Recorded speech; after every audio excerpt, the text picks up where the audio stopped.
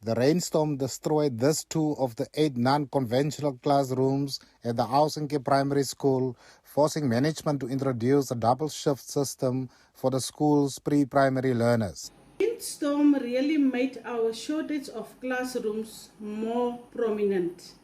The two classrooms that were demolished by the windstorm accommodated the pre-primary class groups of 94 learners, of which one cohort attended school from 7 a.m. to 10 a.m. and the other group from 10 a.m. to 13 a.m. The damages caused to the classrooms, the principal says, has also forced school management to temporarily suspend teaching and learning of the affected learners.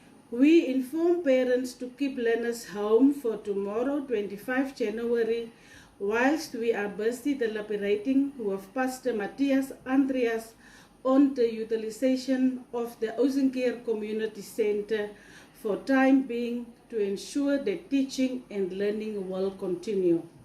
Learners will attend classes at usual times. The center is big enough and it will be possible to put up partition for 2 classes.